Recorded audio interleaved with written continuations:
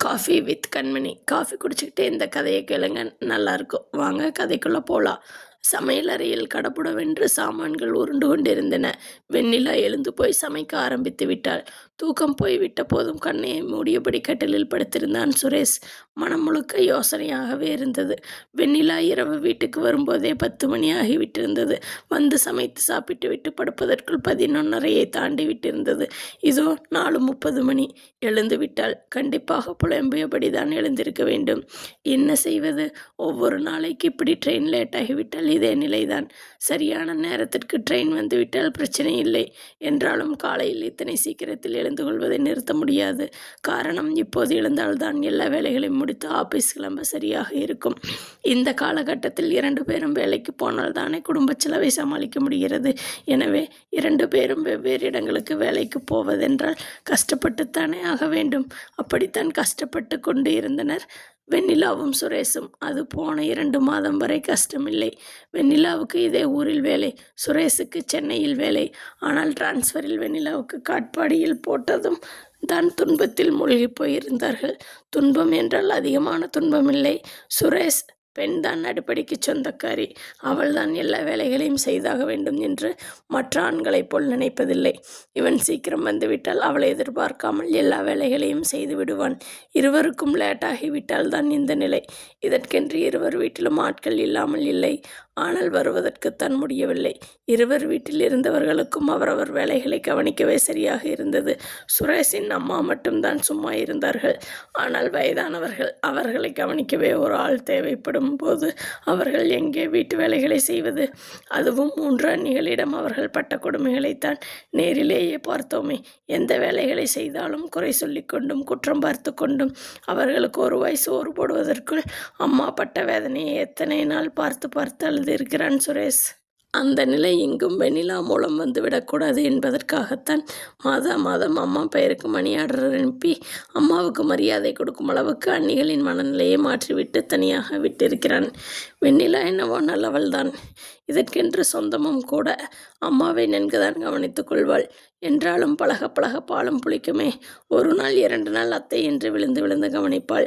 அப்புறம் வேதாளம் முருங்கம் மரம் ஏறிவிடும். கதையைப் போல எல்லா பெண்கள் மாதிரி வீட்டு வேலையும் செய்து கொண்டு வெளி வேலையும் செய்து கொண்டு அத்தையும் கவனிக்க முடியலைங்க, பேசாமல் அத்தையை உங்கள் அண்ணனுங்க வீட்டுக்கு அனுப்பிடுங்க என்று சொல்லிவிட்டால் அதோடு வெண்ணிலாவுக்கும் நமக்கும் மனதளவில் ஒரு சிறு கோடு விழுந்து விடுமே. அதனால் தான் அம்மாவை இங்கு அழைத்து வந்து தன்னோடு வைத்து கொள்ள முடியவில்லை. இவ்வாறு பலவிதமான யோசனைகளை மனதில் ஓட விட்டு கொண்டிருந்தவன் அதனை அப்படியே நிறுத்திவிட்டு எழுந்து வெண்ணிலாவுக்கு உதவியாக அடுப்படி வேலைகளை கவனிக்க தொடங்கினான். அன்று ஆபீஸிலும் அவனுக்கு வேலை ஓடவில்லை. அம்மாவிற்கு மாதம் பணம் அனுப்பவே தான் அண்ணிகளிடமிருந்து கொஞ்சமாவது மரியாதை கிடைக்கிறது. இல்லை என்றால் அண்ணன்களும் அண்ணிகளின் பேச்சைத்தானே கேட்கிறார்கள். இப்போது கூட ஒவ்வொரு சமயத்தில் அம்மாவை சரியானபடிக்கு கவனிக்க ஆள் இல்லையே. பணம் அனுப்பியும் கூட இந்த வயதிலும் அம்மா துணிகளை அம்மா தானே துவைத்துக் கொள்கிறார்கள். அது மட்டுமில்லாமல் அவர்கள் நிம்மதியாக உட்கார்ந்து சாப்பிட முடியவில்லையே. இன்று என்னிடம் வந்துவிட்டால் அவர்களை உட்கார வைத்து நானே எல்லா வேலைகளையும் செய்து விடுவேன். என் குடியிருந்த கோயில் அல்லவா அது. என்னை இந்த நிலைக்கு உயர்த்த அவர்கள் என்னென்ன பாடுபட்டு இருப்பார்கள். அதற்காக என் உயிர் உள்ள வரைக்கும் அவர்களுக்கு நான் பணிவிடை செய்ய தயாராக இருக்கிறேன். ஆனால் வெண்ணிலாவின் மனநிலை எப்படி இருக்கும்? நாமே அவளிடம் சொல்லி அம்மாவை அழைத்து வருவதை விட அவளை அம்மாவை அழைத்து வந்து நன்றாக கவனித்து கொண்டால் தானே நல்லது என்று எண்ணி கடைசியில் ஒரு முடிவுக்கு வந்தவனாக ஃபைலை மூடி வைத்துவிட்டு கேண்டீனுக்குள் நுழைந்து சூடாக ஒரு கப் காப்பி குடித்தான். மனதின் சுமை இறங்கியிருந்தது. அன்று இரவு வெண்ணிலாவிற்கு சரியான நேரத்தில் ட்ரெயின் கிடைக்கவே அவளும் 7 மணிக்கு வீட்டுக்குள் வந்துவிட்டாள். வேலையோடு சாப்பிட்டு விட்டு படுக்கும்போது காலை பஸ் பிடித்தது முதல் வரும் வரையிலான கதை தொடங்கி அப்படியே சினிமா, அரசியல் என வளர்ந்து கடைசியில் குடும்ப கதையில் பாய்ந்தது. வெண்ணிலா நம்ம சந்தோஷமாக இருக்கும். பாவம், அங்கே அம்மா எப்படி இருக்காங்களோ. ஏங்க, நானும் எத்தனையோ முறை சொல்லிட்டேன் உங்களுக்கு. அம்மாவை பேசாமல் நாம இங்கு அழைத்து கொண்டு வந்து விடலாம். அவர்கள் இங்கு இருந்தால் வீட்டை பார்த்து கொள்ளவும் ஆள் இருந்த மாதிரி இருக்கும். அதே சமயத்தில் நமக்கு பெரியவர் ஒருவர் வீட்டில் இருப்பதை போல இருக்கும் என்று. ஆனால் நீங்கள் தானே அழைத்து வர தயங்குகிறீர்கள். நீயும் என் அண்ணிங்க மாதிரி ஆயிட்டு அவர்கள் மனதை புண்பட வைத்து விட்டால் அந்த தெய்வம் நொந்து போகுமே. அதனால்தான் இந்த தூரம் இருந்தாலே பாசம் இருக்கும். நாங்கள் அவர்களை விட்டு பிரித்திருக்கிறேன். உன் மனதின் பாசம் உண்மையில் இருந்தால்தானே அவர்கள் உண்மையில் சந்தோஷம் அடைவார்கள். இல்லை என்றால் உன்னை பற்றி என்னிடம் சொல்லாமல் அவர்கள் மனதிலே போட்டுக்கொண்டு நொந்து போவார்களே. அதற்காகத்தானே தயங்குகிறேன் என்று மனதிற்குள் சொல்லிக்கொண்டே, அதற்கில்லை வெண்ணிலா, அம்மா இங்கு வந்து விட்டால் நல்லதுதான். ஆனால் என்னங்க, நான் ஏதாவது சேச்சே அதெல்லாம் இல்லை. அம்மா இங்கே வர விரும்புவார்களா? இல்லை அவர்கள் பெரிய பையன்களிடம் இருக்க விரும்புவார்களா? அதெல்லாம் ஒன்றும் இல்லைங்க. கடைசி பையன் நீங்கள். அவங்களுக்காவது குழந்தைகள் அது இதுன்னு இருக்குது. நமக்கு யார் இருக்காங்க? நாம் கூப்பிட்டா கண்டிப்பாக நம்ம கூட வந்துடுவாங்க. அதனால் இந்த வாரம் லீவில் போயிட்டு அம்மாவை கண்டிப்பாக கூட்டிகிட்டு வந்துடலாங்க கெஞ்சினாள் வெண்ணிலா. ஆரம்பத்தில் எல்லா பெண்களும் அப்படித்தான். நாளாகத்தானே சுயரூபம் காட்டுவீர்கள். பெண்களுக்கே உரித்தான சொத்தாயிற்றே அது என்று மனதிற்குள் சொல்லிக்கொண்டு, சரி இந்த வாரம் போய் அம்மாவை அழைத்து கொண்டு வரலாம் என்று சொல்லி பேச்சை முடித்து கொண்டு நிம்மதியாக தூங்க ஆரம்பித்தார்கள் இருவர்களும். சொன்னபடியே அம்மாவை அழைத்து கொண்டு வந்து விட்டார்கள். அம்மா வந்தது முதல் சுரேஷிற்கு மனம் சற்றே பதட்டத்துடன் தான் இருந்தது. மாமியார் மருமகளுக்கிடையில் ஏதாவது மனக்கசப்பு வந்துவிட்டால் தன் நிலையை விட அம்மாவின் மனது என்னாகும்? இனி ஒட்டவை வைக்க முடியாத அளவுக்கு ஆகிவிடுமே. வெளியே வேலைக்கு போய் வீட்டிற்கு வருவதற்குள் எத்தனை சிரமப்பட வேண்டியுள்ளது. இந்த கஷ்டத்தில் இவர்களுக்கு சாப்பாடு செய்ய வேண்டுமா என்று நினைப்பு வரும் வெண்ணிலாவிற்கு. இந்த நினைப்பு தான் சுரேஷை அலைக்கலைய வைத்து கொண்டிருந்தது. அந்த எண்ணம் எந்த நிலையிலும் வெண்ணிலாவிற்கு வரக்கூடாது என்பதற்காக நன்கு யோசித்து அம்மாவுடன் சேர்ந்து ஒரு திட்டம் தீட்டினான். அதை நடத்தி விடவும் முடிவு செய்து தருணம் பார்த்து காத்திருந்தான்.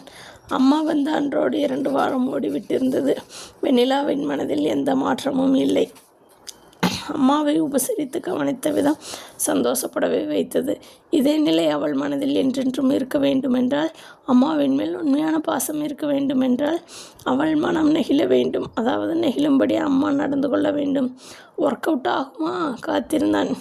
மார்கழி மாத குளிர் உடல் வெடவெடவென ஆட வைக்கும் குளிர்கிதமாக கம்பளியை போர்த்து கொண்டு தூங்கியிருந்த வெண்ணிலாவின் காதுகளில் சமையலறை பாத்திரங்கள் உருளும் சத்தம் கேட்டது.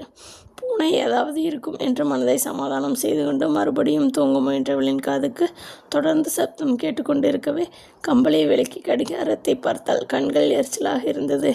இரவு வீட்டுக்கு வருவதற்கே 11:30க்கு மேலாகிவிட்டது. எனவே கண்களை திறக்கவே கடினமாக இருந்தது. அந்த கடினத்தினுடையே கடிகாரத்தை பார்த்தவளுக்கு திக்கென்றது. காரணம், சின்ன முள் 3லும் பெரிய முள் 1லும் இருந்தது. இவ்வளவு சீக்கிரம் யார் அடிப்படையில்?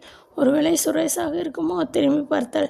சுரேஷ் நிம்மதியாக ஒரு சிறு குரட்டையுடன் ஆழ்ந்து தூங்கி கொண்டிருந்தான். நானும் இங்கே, சுரேஷும் இங்கே. அப்படியானால் அடிப்படையில் யார்? தூக்கம் சட்டென கலந்தது. எழுந்தாள். கலைந்திருந்த தலைமுடியை ஒன்றாக்கி கட்டிக்கொண்டே சமையலறைக்கு உள்ளே நுழைந்தாள். உள்ளே உதரும் குளிரில் அத்தை நின்று கொண்டு சமைக்க தயாராகி கொண்டிருந்தாள்.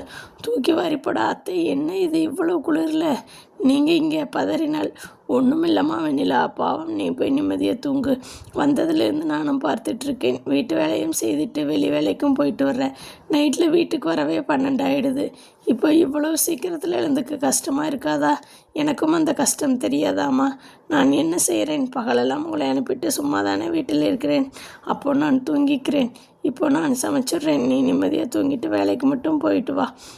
போய் படுத்துக்க என்று உதரம் கையோடு தன் தலைமுடியை கோதிய அத்தையை உணர்ச்சி பொங்க பார்த்து, அத்தை வெளி வேலைக்கு போயிட்டு வந்துட்டா பெரிய மகாராணி அப்படிங்கிற நினைப்பா உனக்கு? எழுந்துருடி, தூங்குறதை பாரு. இன்னமும் இப்படி தூங்கினா குடும்பம் முற்பட்ட மாதிரி தான் என்றெல்லாம் மருமகளை கொடுமைப்படுத்தும் மாமியார்களைத்தான் நான் கேள்விப்பட்டிருக்கிறேன். ஆனால் இந்த வயதில், அதுவும் இந்த குளிரில் எனக்காக நீங்கள் கஷ்டப்பட்டதெல்லாம் போதும். நீங்கள் கஷ்டப்படக்கூடாதுங்கிறதுக்காகத்தான் நானே உங்களை இங்கே கூட்டிகிட்டு வந்திருக்கோம். எனக்கு இந்த வேலையெல்லாம் ஒன்றும் பெருசு இல்லை. ட்ரெயினில் போகும்போது கொஞ்ச நேரம் தூங்கினாலே போதும். வரும்போது கூட தூங்கிட்டு தானே வர்றேன். உங்களுக்கு சமைச்சு போடுறதை விட எனக்கு பெருமை வேறு எதுவும் இல்லை. நானே சமைச்சிடுறேன் அத்தை, நீங்கள் போய் படுத்துக்குங்க என்று அம்மாவை அரவணைத்து படுக்க அழைத்து சென்ற வெண்ணிலாவை பெட்ரூமில் இருந்து பார்த்து கொண்டிருந்தான் சுரேஷ். எந்த பொண்ணும் அவளை நினச்சா மலையை கூட தூக்கிறது கஷ்டமில்லை. ஆனால் பிறர் கட்டளை போட்டால்தான் மணலை தூக்கக்கூட யோசிக்கிறது. இதுதானே எல்லா பெண்களோட மனநிலையும். கட்டாயப்படுத்தி வேலை வாங்கிறத விட தட்டி கொடுத்து வேலை வாங்கிறது தானே சாமர்த்தியம். இப்போ நீயே அம்மாவோட நிலையை தெரிஞ்சுக்கிட்ட. இனி நீ கஷ்டப்படுறதே கஷ்டமாக நினைக்க மாட்ட. ஏன்னா அம்மா மேலே நீ வச்சிட்ருக்கிற அன்பை நேர்லையே பார்த்துட்டேன். இனி எனக்கு கவலை இல்லை. உங்கள் உறவில் பிளவு வராது. ஏன்னா மருமகள் நல்லா இருக்கட்டும்னா அம்மாவும், மாமியார் நல்லா இருக்கட்டும்னு நீயும் நினைக்கிறது. இதை புரிஞ்சுக்காத நான் ஏதேதோ திட்டம் போட்டு இருந்தேனே என்று தனக்குள் சொல்லிக்கொண்டே நிம்மதியாக தூங்க ஆரம்பித்தான் சுரேஷ். முற்றும்.